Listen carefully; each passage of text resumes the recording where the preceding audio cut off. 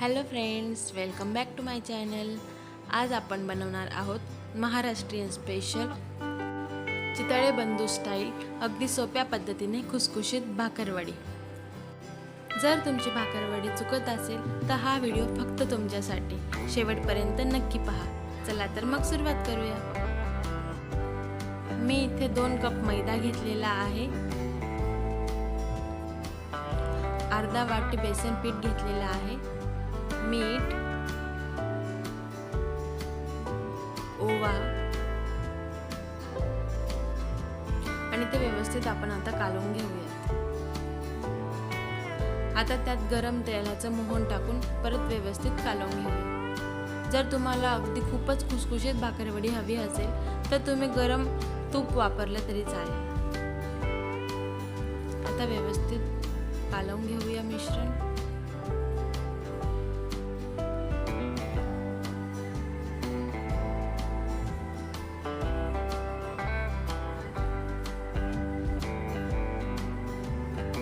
आता आपण त्याचे घट्टसर असे कणिक मळून घेऊया.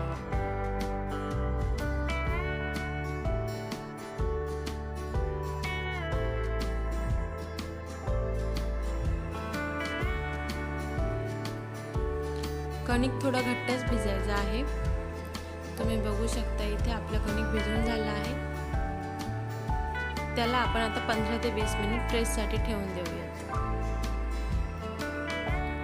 तोपर्यंत आपण इथे भाकरवडीसाठी सारण तयार करून घेऊयात. मी इथे 2 चम्मच धणे घेतलेले आहेत.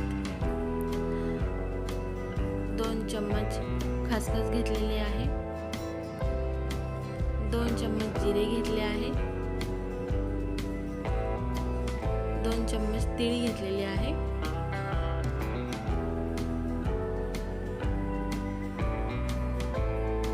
आता आपण व्यवस्थित भाजून घेऊयात. मसाल्यांचा वास येईपर्यंत व्यवस्थित भाजायचे आहे. जास्त मसाले भाजायचे नाही, नाहीतर आपलं सारण कडवट होऊ शकतं. अगदी 2 ते 3 मिनिट भाजायचं आहे वास येईपर्यंत.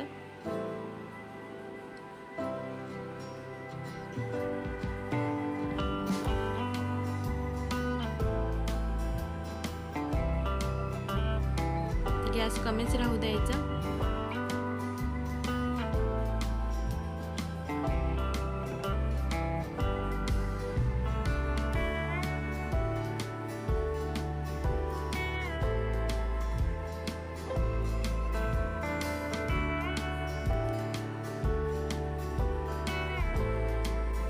आपले मसाले आता व्यवस्थित भाजून झाले आहेत. ते एका प्लेटमध्ये आपण बाजूला काढून ठेवूयात.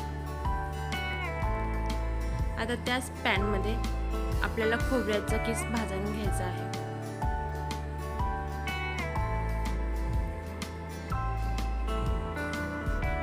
इथे खोबऱ्याचा किस घेतलेला आहे. तुम्ही जाडसर खोबऱ्याचा किस घेतला तरी सुद्धा चालेल. आता तो पण थोडा ब्राउनिश कलर होईपर्यंत भाजून घेऊयात.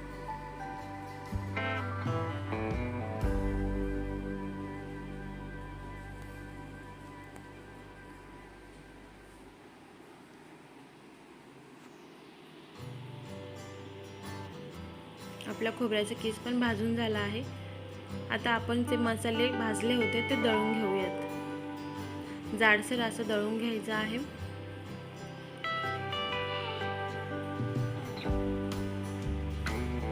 आता आपण सारण बनवून घेऊ. मी इथे खोबऱ्याचा किस, आपण जे मसाले दळून घेतले होते ते मसाले टाकायचे आहेत.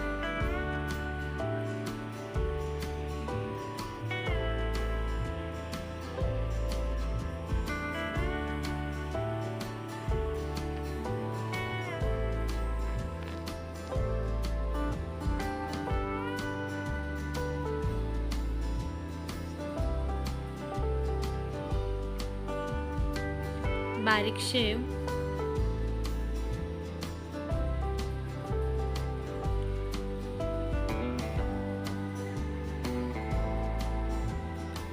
लाल तिखट,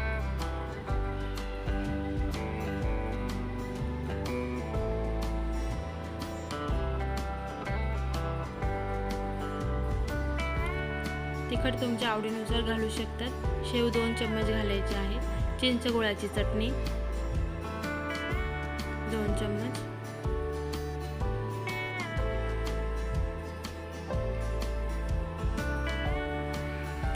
मीठ,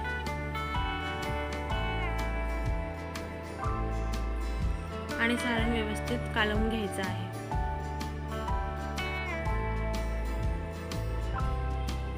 तुम्ही बघू शकतात इथे सारण व्यवस्थित कालवून झालं आहे। त्यात आपण कोथिंबीर घालून घेऊ।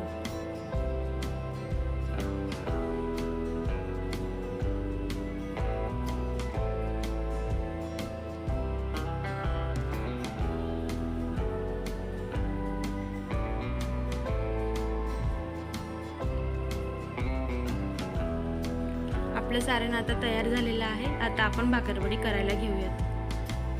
तुम्ही बघू शकता 15 मिनिटं रेस्ट दिलं होतं मी कणिकला।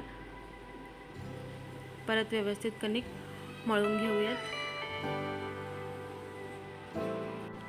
कणकाच्या छोट्या गोळ्या घेऊन गोलसर अशी पोळी लाटून घेऊ।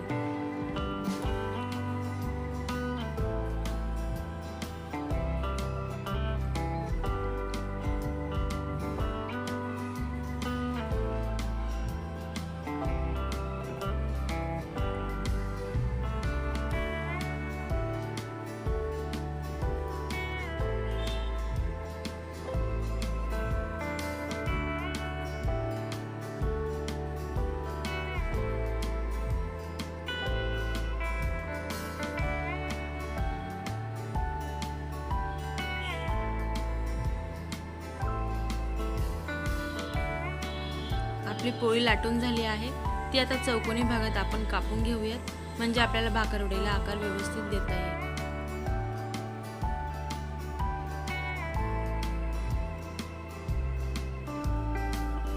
त्यात आता सारण भरायचं आहे।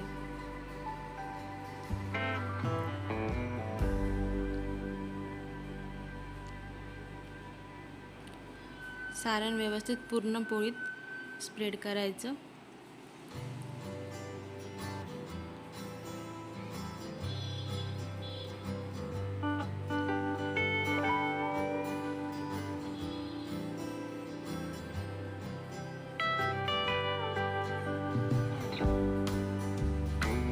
सारण भरून झालेलं आहे। आता ते व्यवस्थित आपण दाबून घेऊयात। सारण व्यवस्थित दाबून घ्यायचं आहे, म्हणजे तळताना ते फुटणार नाही। आता पोळीच्या चौघा बाजूला आपण पाणी लावून घेऊ,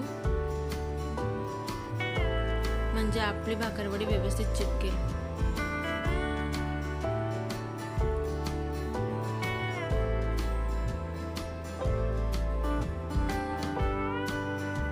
आता त्याचा आपण रोल करून घेऊयात। रोल करताना पण थोडं दाबून दाबून रोल करायचं।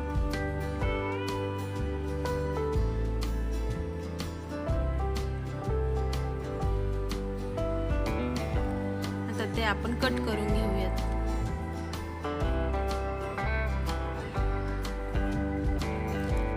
कट करण्यासाठी शक्यतो चाकूला धार असेल असाच चाकू वापरा।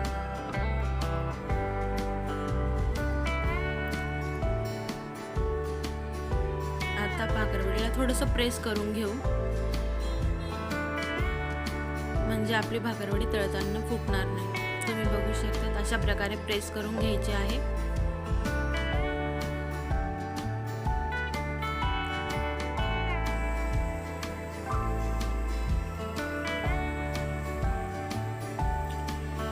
आता आपण तळून घेऊयात। तळताना तेल थोडंच गरम राहू द्यायचं, नंतरून गॅस कमी करून द्यायचा आणि व्यवस्थित असा लालसर कलर येईपर्यंत भाकरवडी तळून घ्यायची। भाकरवडी अगदी कमी गॅसवर तळायची आहे, नाहीतर तुमचं सारण जळू पण शकतं। त्यामुळे कमी गॅसवर हळूहळू खुसखुशीत होईपर्यंत भाकरवडी व्यवस्थित तळून घ्या।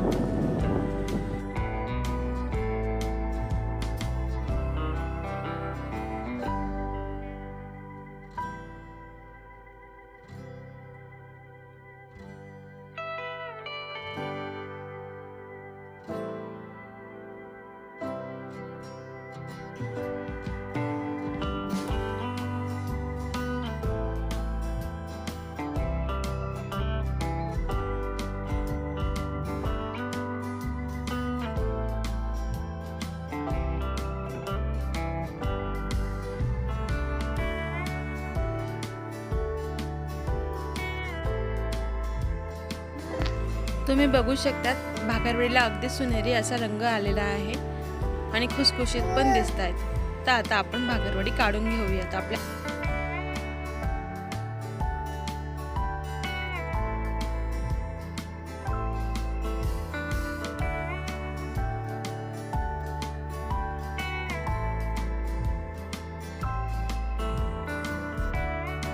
तर मंडळी, इथे आपली चितळे बंधू स्टाईल भाकरवडी तयार झालेली आहे. अगदी सोप्या पद्धतीने तुम्ही घरी ही भाकरवडी नक्की ट्राय करा. घरातही सगळ्यांना नक्की आवडेल. आणि मला कमेंट करून सांगा की तुमची भाकरवडी कशी झाली किंवा तुमच्याकडे कशी भाकरवडी केली जाते.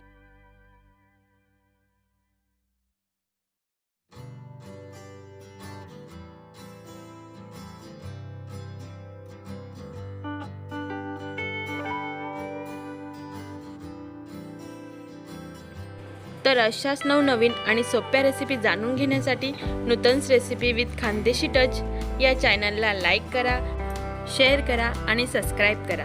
चला तर मग पुन्हा भेटूया एका नवीन रेसिपीसह. तोपर्यंत खात राहा, काळजी घ्या. बाय.